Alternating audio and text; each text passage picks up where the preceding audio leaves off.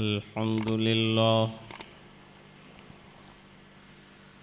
الحمد لله وكفى وسلام على عباده الذين اصطفى خصوصا على أفضلهم وخاتم النبيين محمد الأمين وعلى آله وصحبه أجمعين.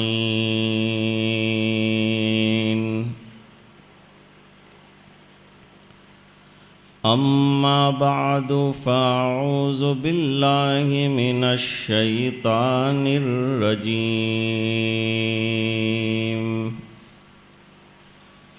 بسم الله الرحمن الرحيم.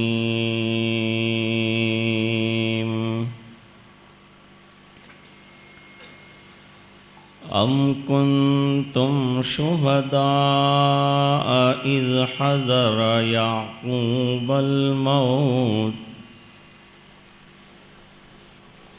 إذ قال لبنيه ما تعبدون من بعدي قالوا نعبد إلهك وإله آبائك إبراهيم وإسماعيل وإسحاق إلها واحدا ونحن له مسلمون. صدق اللہ العظیم. درود پاک پڑھ لیجیے. اللہم صلی علی سیدنا محمد وعلى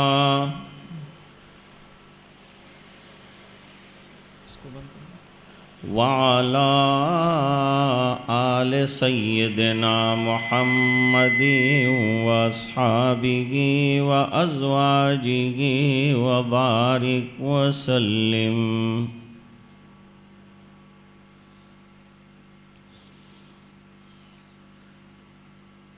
حضرات علماء کرام، بزرگوں اور دینی بھائیوں،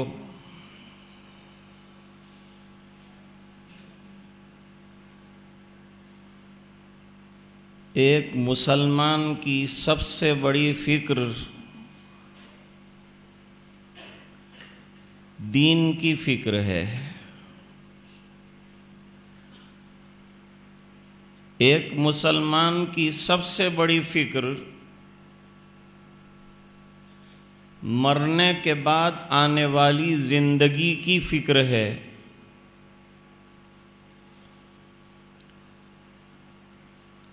ایک مسلمان کی سب سے بڑی کڑن آنکھ بند ہونے کے بعد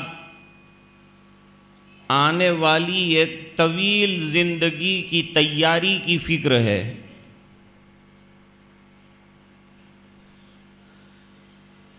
تمام انبیاء کرام یہی بات بتاتے رہے ہیں کہ اللہ نے یہ جو دنیا کی زندگی دی ہے، اس زندگی کو کس طرح سے استعمال کیا جائے، کیسے اللہ کے فرامین پر عمل کرنے سے ہماری برزخ والی اور آخرت والی زندگی سنور سکتی ہے. حکیم الاسلام حضرت مولانا قاری محمد طیب صاحب رحمۃ اللہ علیہ فرماتے تھے کہ دنیا کی یہ زندگی آخرت کی زندگی کے مقابلے میں مختصر ہے. لیکن بہت قیمتی ہے، اس بنا پر کہ آخرت والی زندگی نکلے گی اسی میں سے۔ اگر صحیح طریقے سے اس کو استعمال کیا تو جنت سنور جائے گی، اور اگر غلط استعمال کر دیا تو جہنم کے دہکتے انگارے تیار ہیں۔ آخرت میں اللہ جو زندگی عطا فرمانے والے ہیں،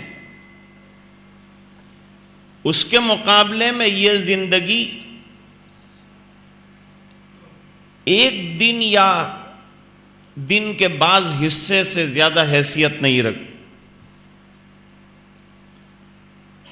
اللہ تعالیٰ اپنے کلام حق میں فرما رہے ہیں، یا ایھا الذین آمنوا اتقوا اللہ ولتنظر نفس ما قدمت لغد۔ اے ایمان والو، اللہ سے ڈرو اور دیکھو تم نے کل کے لیے کیا تیاری کر کے رکھی ہے۔ مفسرین فرماتے ہیں پوری دنیا کی زندگی آج ہے اور آنکھ بند ہونے کے بعد آنے والی زندگی کل ہے۔ اور بہت اچھا جملہ لکھا، فرمایا دنیا یوم ولنا فیہا صوم۔ یہ پوری زندگی جس کو ہم بہت طویل سمجھ رہے ہیں، امیدوں کے مائکروسکوپ کے نیچے، ایسے شیشے کے نیچے کوئی چیز رکھی جائے جو چیزوں کو بڑا کر کے دکھلاتا ہے، ہمارے امید کے شیشے کے نیچے یہ چھوٹی زندگی بہت بڑی نظر آتی ہے، جس نے ہمیں آخرت کی زندگی سے غافل کر کے رکھ دیا ہے۔ پہلے روزہ آتا ہے، بعد میں افطار۔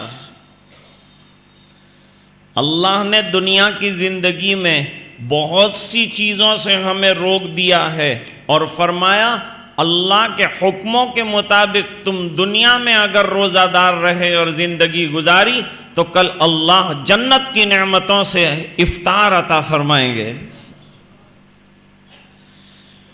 اور یہ افطار کو ختم کرنے والا پھر کوئی نہیں ہوگا۔ ایک مرتبہ جنت کا داخلہ اللہ کسی کو دیں گے تو جنت سے نکالیں گے کبھی نہیں، اور ایک مرتبہ کسی سے اللہ راضی ہو گئے تو پھر ناراض کبھی نہیں ہوں گے، کیونکہ اللہ کو معلوم ہے کہ مجھے خوش کس سے ہونا ہے، تو جس سے بعد میں ناراض ہونا ہے اس سے پہلے کہے کو خوش ہوں گے۔ اس لیے قرآن کریم میں فرمایا وَرِضْوَانٌ مِّنَ اللَّهِ اکبر، اللہ راضی ہو جائیں ہم سے بہت بڑی بات ہے۔ اصحاب کہف،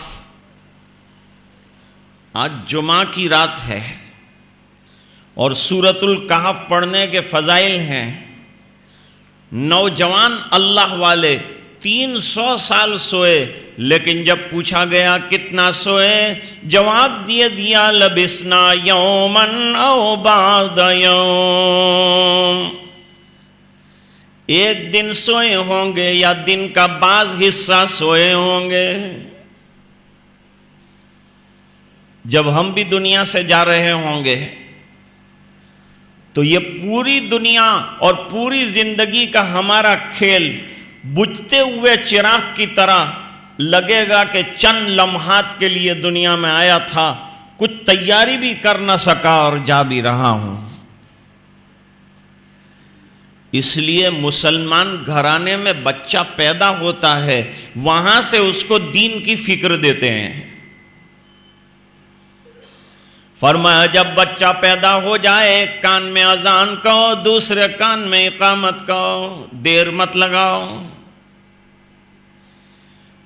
اذان کیوں کہی جاتی ہے؟ یہ بچہ نماز پڑھنے والا نہیں، اقامت کیوں کہی جاتی ہے؟ یہاں کوئی نماز باجماعت کی ترتیب نہیں۔ فرماتے ہیں بچے کے دماغ میں یہ بات اتاری جاتی ہے کہ اللہ کی کبریائی تیرے دماغ میں بیٹھ جائے، تو مسلمان گھرانے میں پیدا ہوا ہے، تجھے یہ پتہ چل جائے اللہ کے نام لینے والوں میں تیری پیدائش ہوئی ہے، نماز پڑھنے والوں میں تیری پیدائش ہوئی ہے، عبادت کے لیے تو آیا ہے، اللہ کو یاد کرنے کے لیے آیا ہے، دنیا کے غافل لوگوں میں تو نہیں آیا، تجھے تو آخرت کی تیاری کرنی ہے۔ اور بات کتنی اچھی بتلائی۔ جب اذان ہو جاتی ہے تو تھوڑی دیر کے بعد لوگ مسجد میں جمع ہوتے ہیں، پھر امام صاحب تشریف لاتے ہیں اور اقامت کہی جاتی ہے۔ اقامت کہنے کے بعد امام کے اللہ اکبر کہنے میں کوئی دیر نہیں، چند لمحات کی بات ہوتی ہے۔ فرماتے ہیں محققین کہ آنے والے کو بتایا جاتا ہے تیری اذان بھی ہو گئی، تیری اقامت بھی ہو گئی، چند لمحات جیسے امام کے اللہ اکبر میں ہیں ایسی تیری صلاۃ جنازہ میں بھی چند لمحات ہیں، تیاری کر لے، پوری طرح سے تیار ہو جا۔ علماء فرماتے ہیں نام بھی اچھا رکھو، نیک لوگوں والا، برگزیدہ لوگوں کا، سعادت مندوں کا، نبیوں کا، صحابہ کرام کا، اللہ والوں کا نام رکھو اپنے بچے بچیوں کا، تاکہ بڑے ہو کر یہ نیک بنے، دیندار بنے، اچھے ناموں کا ان کی زندگیوں میں اچھا اثر آئے،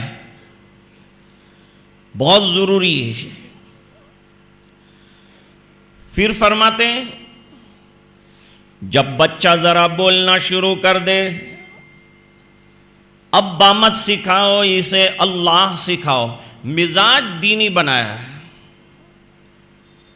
صحابہ کرام مکہ مکرمہ میں 13 سال سرکار کے ساتھ رہے، 13 سالوں میں قرآن کریم میں زیادہ تر عقیدوں کی بحث رہی اور اللہ سے ہونے کے اعتقاد کو اور یقین کو پختہ بنایا گیا 13 سالوں میں۔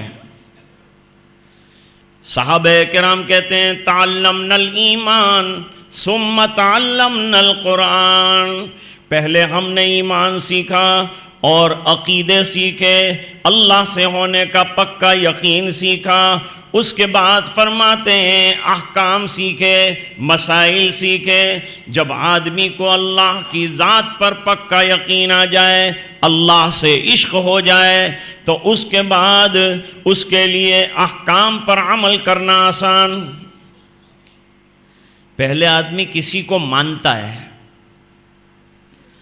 جب اس کو پوری طرح سے مان لیتا ہے تو وہ ماننے کے بعد اب اس کی بات ماننا آسان ہو جاتا ہے۔ اللہ تعالیٰ دل کو کھول دیتے ہیں، شرح صدر فرما دیتے ہیں، پھر آدمی لا محالہ عمل کرتا ہوا چلا جاتا ہے۔ صحابہ کرام عمل کے پیکر ہیں۔ ادھر اشارہ فرمایا سرکار نے، ادھر صحابہ کرام قربان ہونے کے لیے تیار ہو گئے۔ کتنے تیار ہیں؟ غزوہ احد کا موقع تھا، ایک کے بعد ایک صحابی حضور کی بشارت پر میدان میں اترتے ہیں اور جام شہادت نوش کرتے ہیں۔ ایک صاحب کنارے پر کھڑے تھے، کھجوریں کھا رہے ہیں، مچل کر پوچھنے لگے سرکار اگر میں بھی میدان کارزار میں اتر جاؤں، جام شہادت نوش کر لوں تو کیا مجھے بھی جنت کی بشارت ملے گی؟ سرکار نے فرمایا ضرور انشاءاللہ جنت میں داخل ہوں گے۔ کھجوریں کنارے پر رکھ دی، بعض روایتوں میں ہے کہ کھجوریں پھینک دی، کوئی کھانے والا کھا لے گا۔ ارے بھائی کھجوریں تو کھا لو۔ فرمایا اب کھجوریں دنیا کی کھانے تک جنت کی کھجوروں کا انتظار مشکل ہے، میرے نبی کی زبان پر مجھے قربانیوں پر جنت کی بشارت دی گئی ہے، لہٰذا اب دنیا کی کھجوروں کے لیے میں جنت کے داخلے کو لیٹ نہیں کرنا چاہتا۔ یہ عشق ہے ان کا، اشاروں پر دین کے مر مٹنے کا جذبہ۔ سرکار کے قدموں میں بیٹھنے سے جو ان حضرات کو نصیب ہوا، اس وجہ سے ان کا مرتبہ اتنا اونچا ہو گیا کہ اللہ تعالیٰ نے اپنے یہاں سے ان کو تمغہ امتیاز بلکہ تمغہ رضامندی دے دیا۔ فرمایا رضی اللہ عنہم ورضوا عنہ، ان کو متقی ہونے کا لقب مل گیا۔ اولئک هم المتقون، ان کو کامیابی کا تمغہ مل گیا۔ فرمایا واولئک هم المفلحون۔ ایک قدم اور آگے بڑھتے ہیں۔ 3-4 سال کی عمر میں بچہ ذرا اچھا گفتگو کرنا شروع کرتا ہے تو حدیث پاک میں فرمایا جیسے ہی بچہ بولنا شروع کرے سب سے پہلے اسے قرآن کریم کی تعلیم دینا شروع کر دو۔ آج چاروں طرف دنیا کی تعلیم کا زور ہے، اچھے سے اچھا انگریزی اسکول پڑھاؤ۔ اسکول پڑھانا منع نہیں ہے، لیکن دین مقصد زندگی ہے، لہٰذا مقصد کے لیے پہلے سے بچے کو تیار کرو، اس کا ذہن بناؤ، اس کی زبان پر اللہ اللہ جاری کراؤ، اس کے مزاج میں قرآن کریم کو داخل کر دو، گھر کی ماحول کو قرآنی بناؤ، گھر کے ماحول کو روحانی بناؤ، گھر کے ماحول کو ایمانی بناؤ۔ جیسا گھر کا ماحول بنائیں گے بچہ اسی کے مطابق رہے گا۔ اگر گھر کے لوگ دیندار ہیں، نمازی ہیں، یہ بچہ بھی نمازی بنے گا۔ دیکھو ایک چھوٹی سی مثال دوں۔ گھر میں ماں نماز کے وقت دوپٹہ اوڑھ کر جیسے ہی کھڑی ہوتی ہے تو گھر میں جتنے بچے بچیاں ہوتے ہیں وہ بھی ٹوپی پہن کر اس کے پڑوس میں کھڑے ہو جاتے ہیں۔ ماحول کا اثر دیکھو۔ نمبر 2، جب رمضان کا مہینہ آتا ہے اور ماں باپ روزے رکھتے ہیں اور گھر میں روزے کا چرچا ہوتا ہے تو بچے پوچھتے ہیں امی آج آپ کھانا نہیں کھاتے؟ بیٹا میں نے روزہ رکھا ہے۔ جب بچے کو روزے کا پتہ چلتا ہے تو وہ ضد کر لیتا ہے میں بھی روزہ رکھوں۔ روزے کا ماحول بنا تو بچہ روزہ رکھنا چاہتا ہے، نماز کا ماحول بنا بچہ نماز پڑھنا چاہتا ہے۔ بلکہ اس سے آگے بڑھ کر یوں کہا جائے کہ ماں باپ گھر میں رحل رکھ کر قرآن شریف پڑھتے ہوئے ہلتے ہیں تو بچہ بھی ٹوپی لاتا ہے اور وہ بھی ماں باپ کے ساتھ ہلنا شروع کر دیتا ہے۔ جیسا ماحول ہوگا بچہ اسی کے مطابق بنے گا۔ کہتے ہیں خربوزے کو دیکھ کے خربوزہ رنگ پکڑتا ہے۔ اگر گھر کا ماحول دیندار ہوگا تو بچے دیندار بنیں گے، ورنہ ٹیلی ویژن کے گندے ماحول میں یہ بچے بڑے ہو کر ناچنے والے تو بنیں گے، ایماندار نہیں بن سکتے۔ فضائل اعمال جن بزرگ کی طرف منسوب ہے، حضرت شیخ الحدیث مولانا زکریا صاحب مہاجر مدنی قدس سرہ العزیز نے لکھا ہے کہ میرے والد مولانا یحییٰ کاندھلوی کا عالم یہ تھا کہ جب ان کی والدہ نے ان کو دودھ چھڑایا تو ان کو 6 رکوع قرآن کریم کے یاد تھے۔ یہ کب ہوگا؟ جب ماں دودھ پلاتے ہوئے اور گود میں اٹھائے ہوئے اتنا قرآن پڑھتی ہوگی، اتنا قرآن کریم پڑھتی ہوگی کہ وہ بچے نے یاد کر لیا۔ کثرت سے سماعت اور سننے کی برکت سے اس بچے کو 6 رکوع قرآن کریم کے یاد ہو گئے۔ آج بڑے بڑے لوگوں کو 6 رکوع قرآن شریف کے یاد نہیں ہے۔ میں عرض کر رہا تھا جہاں بچہ سمجھدار ہو اس کو قرآن کریم دے دو۔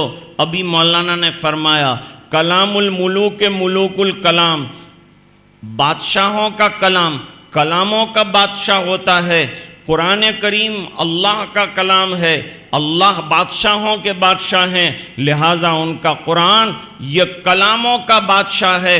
اس بنا پر جب سرتاج آ جائے گا سینے میں دنیا کے کلاموں کی اور دنیا کی کتابوں کی، وقت ختم ہو جائے گی۔ میں ایک چھوٹی سی مثال ہمیشہ دیتا ہوں۔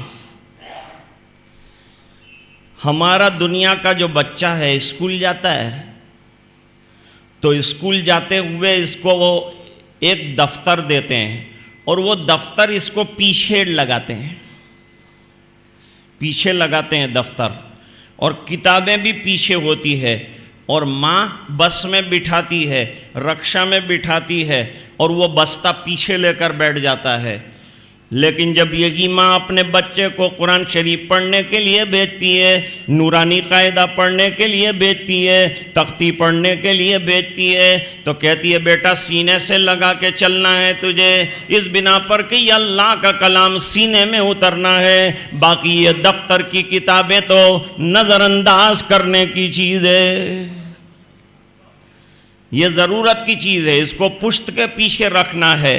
قرآن کو سینے سے لگا کے چلنا پڑے گا، اس سے سینہ چمکنے والا ہے، شرح صدر ہونے والا ہے، ایمان کی دولت ملنے والی ہے، قلب منور ہونے والا ہے۔ اس لیے جب بچہ جاتا ہے پڑھنے کے لیے تو گھر میں ایک فضا بنتی ہے، ماں باپ خوش ہوتے ہیں، آج ہمارا بچہ بسم اللہ کر رہا ہے، بسم اللہ کر رہا ہے، قرآن کی بسم اللہ کر رہا ہے، اپنی دینی زندگی کی بسم اللہ کر رہا ہے، اپنی عملی زندگی کی بسم اللہ کر رہا ہے، آج قرآن کریم اور اللہ کا نام لینے کی بسم اللہ کر رہا ہے۔ انگریزی میں پڑھاتے کیا ہیں؟ اے فار ایپل پڑھاتے ہیں، بی فار بال پڑھاتے ہیں،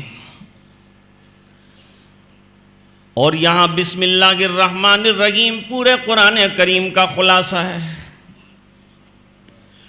علماء نے لکھا جتنی مصلحتیں ہیں، جتنی حکمتیں ہیں، وہ تمام بسم اللہ کی با کے اندر ہیں۔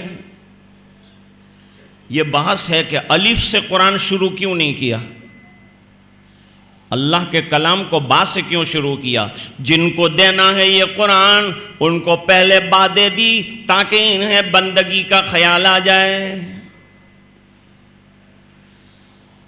با ایک ایسا حرف ہے کہ یہ سب کے ساتھ جوڑنے کو تیار ہے، الف کسی کے ساتھ جوڑنے کو تیار نہیں، یہ الگ ہی رہتا ہے، اور الف میں اپنائیت اور انانیت بہت ہے، سر وقت کھڑا ہے، اور با میں بندگی کی شان اور جھکاؤ بہت ہے۔ الف پر کوئی نقطہ برداشت نہیں، با کے نیچے نقطہ برداشت ہے۔ دنیا میں بہت برداشت کرنا ہے، یہ با ہم کو سکھاتی ہے کہ برداشت کرنا سیکھو، تحمل سیکھو، تواضع سیکھو۔ دیکھو نقطہ دے دیا میرے نیچے، میں نے سر نہیں اٹھایا، میں نے منظور کر لیا، تم بھی سر جھکا کے زندگی گزارنا، اللہ تمہیں میری طرح نمبر 1 کے اوپر لا کر رکھ دیں گے، تمہیں عزتیں عطا کریں گے، تمہیں برکتیں عطا کریں گے۔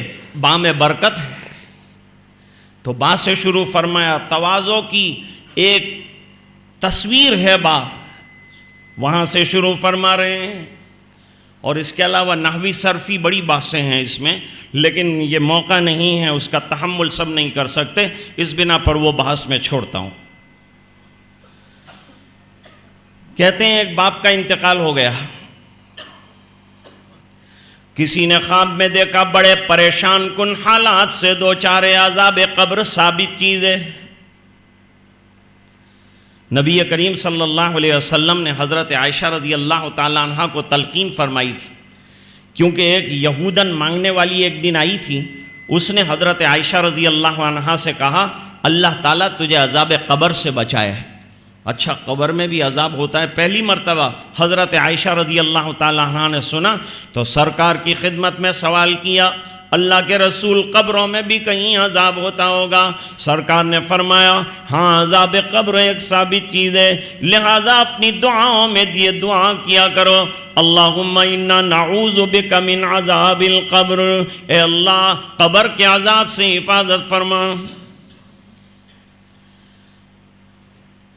اب ان کو دیکھا بہت برا حال ہے، فرمایا اپنے اعمال کو رو رہا ہوں، آخرت کے لیے کچھ کیا نہیں، اور برائیوں کے پلندے تیار ہیں، اس کی وجہ سے مصیبت میں مبتلا ہوں۔ تھوڑے دن کے بعد پھر دیکھا بہت آرام سے ہے اور جنت کے باغ میں ہے۔ دیکھنے والے نے پوچھا کہ پہلے تو بڑی تکلیف میں تھے تم، اچانک ایسی راحت اور آرام کیوں ہو گیا تمہیں؟ کیا ایسی نعمت مل گئی تمہیں؟ عذاب کیوں ختم ہو گیا؟ بڑا عجیب جواب دیا۔ یوں کہا میں اپنا ایک بچہ چھوڑ کے آیا تھا دنیا میں، وہ جب پڑھنے کے لائق ہوا تو ماں لے گئی انگلی پکڑ کر اور سینے سے لگایا قرآن شریف اور لے جا کر بٹھایا استاد کے سامنے، اور استاد محترم نے اس کو بسم اللہ پڑھائی تو اس نے اپنی چھوٹی اور معصوم زبان سے پہلی مرتبہ بسم اللہ پڑھی اور یوں کہا بسم اللہ الرحمن الرحیم، شروع کرتا ہوں اللہ کے نام سے جو بے حد مہربان نہایت رحم فرمانے والے ہیں۔ فرماتے ہیں ایک مرتبہ میرے معصوم کی زبان سے یہ بسم اللہ نکل گئی، اللہ کی رحمت جوش میں آ گئی۔ اللہ نے فرمایا جس کے باپ کو میں گناہوں کی پاداش میں عذاب دے رہا ہوں، اس کا بچہ فرش زمین پر مجھے رحمت والا کہہ رہا ہے۔ اب میری رحمت یہ گوارا نہیں کرتی کہ جس کا بچہ مجھے رحیم کہے اس کے باپ کو میں جہنم میں عذاب دے دوں۔ ایک بسم اللہ پر مغفرت کے فیصلے ہو گئے۔ آپ کا جو بچہ پورا قرآن کریم پڑھ لے گا تو کیا بنے گا، اور جب وہ پوری زندگی نماز پڑھے گا، تلاوت قرآن کرے گا، دوسروں کو پڑھائے گا، تو کیا کیا نعمتیں اللہ ماں باپ کو قبر میں عطا فرمائیں گے۔ ہم لوگوں کو قدر نہیں ہے دین کی، اللہ تعالیٰ دین کا قدردان بنا دے۔ نبیوں کی سب سے بڑی فکر دین ہے۔ میں نے آپ کے سامنے ایک آیت کریمہ پڑھی، سورۃ البقرہ پارہ نمبر 1۔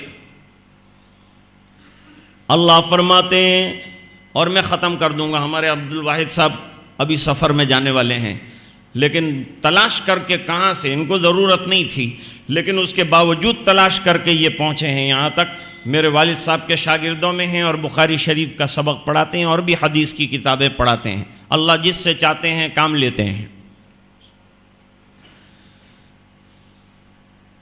حضرت یعقوب علیہ السلام کی موت کا وقت آیا۔ ہر ایک کو دنیا سے جانا ہے نا، لیکن دنیا کا انسان دنیا سے جاتا ہے تو بیوی کو بچوں کو جمع کر کے دنیا کی نصیحت کرتا ہے، دیکھو پراپرٹی کا خیال رکھنا، دیکھو دکان کے لیے لڑنا مت، دیکھو بینک بیلنس کے لیے تمہارا دماغ کا بیلنس خراب نہ ہو جائے اور تمہارے ایمان کا بھی بیلنس نہ بگڑ جائے، اس کا ذہن میں خیال رہے۔ اور دیکھو امی جان کا خیال رکھنا، اور میں نے حصہ بٹوارا کر دیا ہوں، تم لوگ زیادہ فکر مت کرنا اور آپس میں مل کر رہنا۔ لیکن حضرت یعقوب علیہ السلام نبی ہیں، اللہ تعالیٰ ان کا واقعہ بیان فرما رہے ہیں، دنیا والوں کے سامنے لا رہے ہیں کہ نبی دنیا سے جائے لیکن اس کی دین کی فکر بدلتی نہیں، آخری دم آخری لمحہ بھی دین کی فکر فرما رہے ہیں۔ یہ ایک تفصیلی بات ہے جو انداز اختیار کیا قرآن نے۔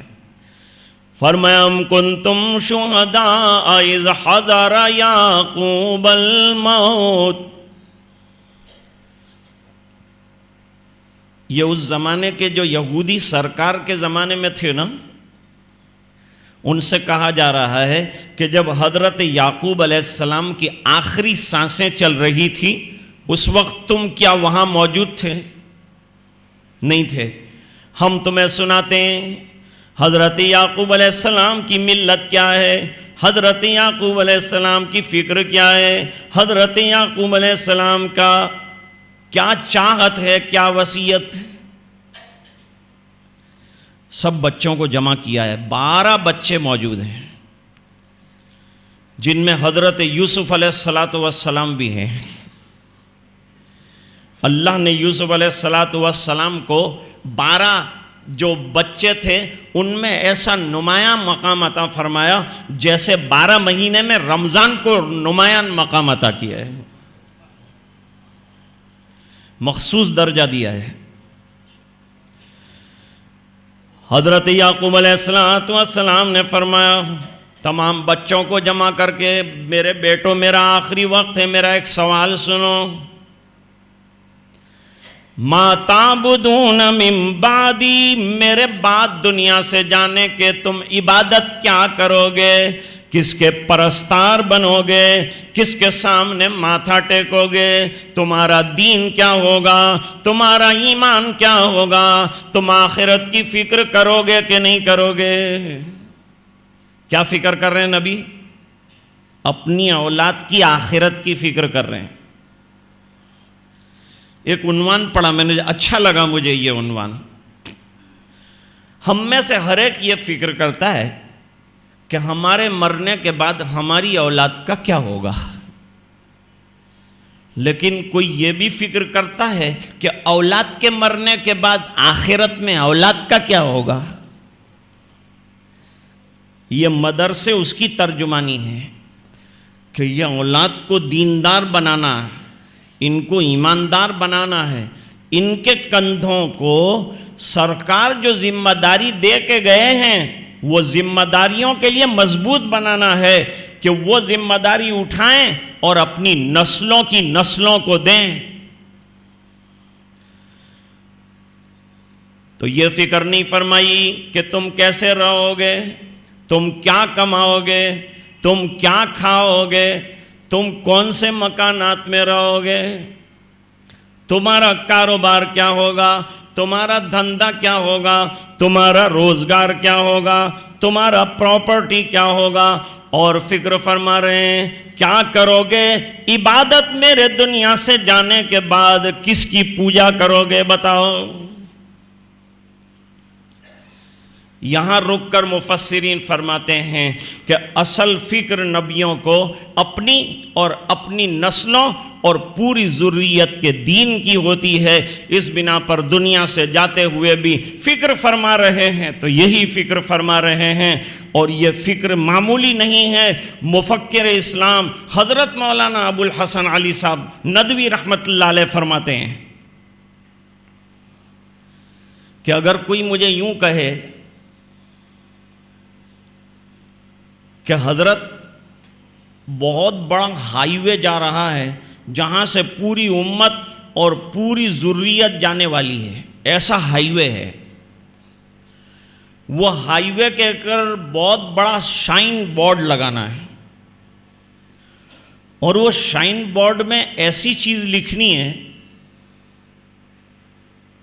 کہ سب اس کو پڑھ کر عبرت حاصل کر لیں، تو آپ کیا لکھیں گے؟ آپ کے سامنے احادیث ہیں، آپ کے سامنے قرآن ہے، آپ کے سامنے بزرگوں کے اقوال ہیں، آپ لکھیں گے تو کیا لکھیں گے جس سے پوری امت کو ایک بیداری نصیب ہو جائے؟ فرمایا پورے سائن بورڈ پر لکھوں گا ما تعبدون من بعدی۔ یہ حضرت یعقوب کا مقولہ لکھوں گا، ما تعبدون من بعدی، میرے دنیا سے جانے کے بعد کیا کریں گے؟ والدین کو سب سے بڑی فکر یہ کرنی چاہیے کہ میری اولاد میرے دنیا سے جانے کے بعد کہیں بے دین نہ ہو جائے، دین سے بے بہرہ نہ ہو جائے، دین سے غافل نہ ہو جائے۔ ایک واقعے پر آج کی بات ختم کریں گے۔ کہتے ہیں لکھنؤ کے اندر ایک شادی تھی، اب شادی میں مردوں کا تو کچھ کام ہوتا نہیں، دو ہی کام ہوتا ہے، نکاح میں شامل ہونا اور کھانا کھا کے آرام کرنا۔ عقد نکاح کا بھی عالم یہ ہوتا ہے کہ 9 بجے کا نکاح ہو تو 11 بجے تک پنکھے گھومتے ہیں اور دیواریں حیران ہوتی ہیں اور کوئی آتا نہیں. ایک جگہ بیچارہ وکیل جو ہے وہ تلاش کرنے کے لیے نکلا تھا کہ جس کا مجھے وکیل بنایا ہے وہ لڑکی سے جا کے اجازت لوں. انہوں نے کہا وہ تو 4 گھنٹے کے بعد آئے گی، وہ تو بیوٹی پارلر میں گئی ہے. وکیل کے بارے میں تو یہ ہوا، اور قاضی صاحب نے پوچھا کہ بھئی وہ گواہ کہاں ہیں؟ تو کہا وہ تو دوا لینے گیا ہے.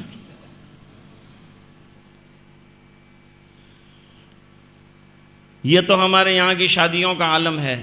رسومات، دنیا بھر کی خرافات. میں کہا کرتا ہوں کہ کارڈ میں تو لکھتے ہیں نکاح من سنتی، لیکن وہ عنوان جہاں یہ چل رہا ہوتا ہے وہاں سنت کے علاوہ سب چیزیں نظر آتی ہے، سنت بہت کم نظر آتی ہے.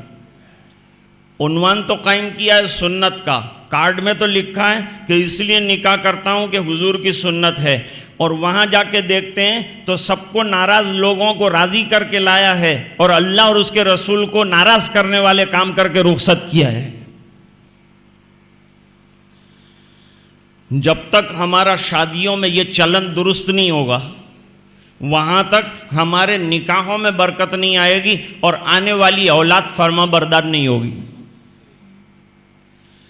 کیونکہ شادی کا پہلا دن جس میں اللہ کا حکم ماننا چاہیے، اللہ کے فضل سے یہ دن دیکھنے کو ملا، اسی دن اللہ کو ناراض کرنے کا کام کیا ہے.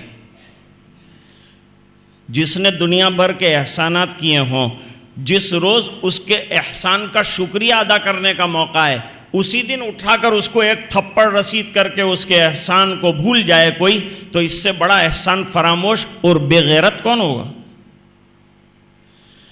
آج ہمارا حال یہ ہے، ہم سرکار سے محبت کی بات بھی کرتے ہیں، سرکار کی سنت بھی بات ضرور ذکر کرتے ہیں، لیکن جہاں عمل کی بات آئی اس کو پشت انداز کر دیتے ہیں، نظر انداز کرتے ہیں، سرکار کے طریقوں کو زندگی میں اتارتے نہیں. اللہ کے رسول کے طریقے تو زندگیوں میں آنے کی چیز ہے، عملی بنانے کی چیز ہے. کہ محمد سے وفا تو نے تو ہم تیرے ہیں، اور یہ جہاں چیز ہے کیا لوح و قلم تیرے ہیں. اب لکھنؤ میں شادی ہو رہی تھی، شادی میں عورتیں سج سنور کر آئی تھیں. ایک عورت اندر بہت پریشان تھی، حیران تھی. لیکن عورتوں کو جوش اتنا ہوتا ہے شادی کے اندر کہ اس کو دوسرے کے غم کی کیا فکر ہے. وہ تو اپنے لباس میں، میچنگ میں، جوتوں میں، کپڑوں میں، زیوروں میں ڈوبی ہوئی ہے.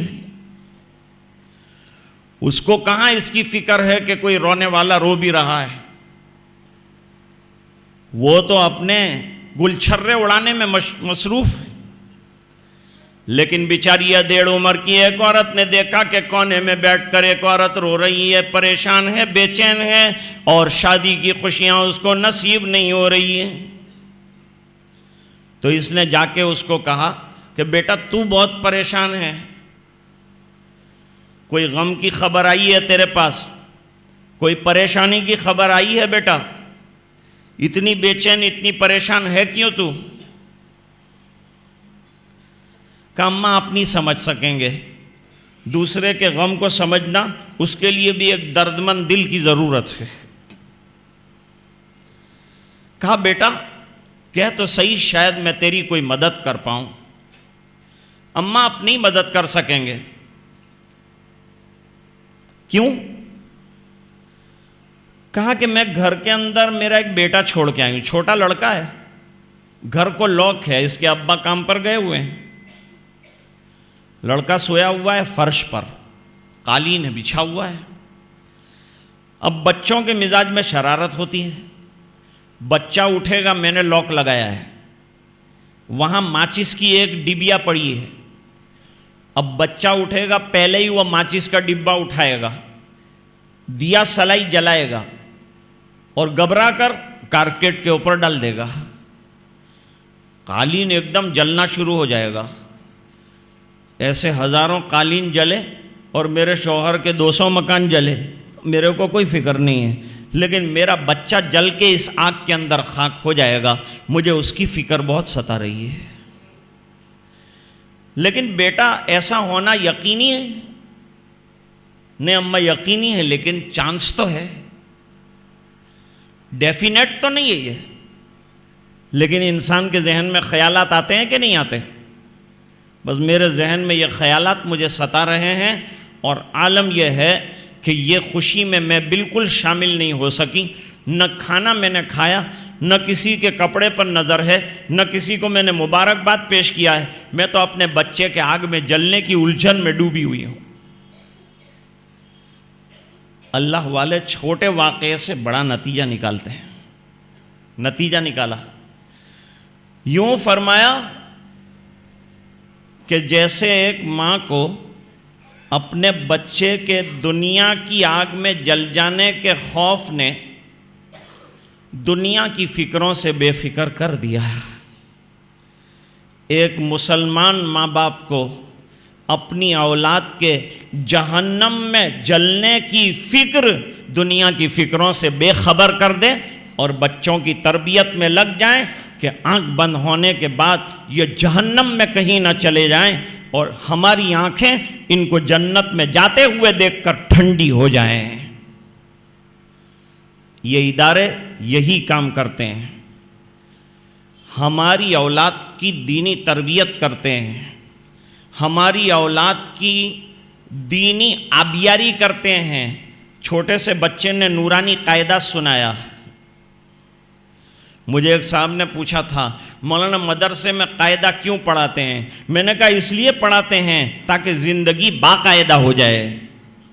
بے قاعدہ زندگی گزر رہی ہوتی ہے تو باقاعدہ زندگی ہو جائے، اور اس کا تو نام ہے نورانی قاعدہ۔ انشاءاللہ زندگی کے اندر نور ایمان آ جائے گا، نور قرآن آ جائے گا، زندگی پوری منور ہو جائے گی۔ اس بنا پر یہ مکتب کا نظام ہے، یہ مدرسوں کا نظام ہے، یہ خاموش سلسلہ ہے، یہ اعلان کچھ نہیں کرتے، لیکن آپ کے سامنے کام آیا کہ کام کیا کر رہا ہے ادارہ۔ آج اتفاق سے کچھ بارش بھی ہو رہی تھی، آپ حضرات بہت دیر تک بیٹھے بھی رہے، اور بچوں نے اپنے پروگرام پیش کیے۔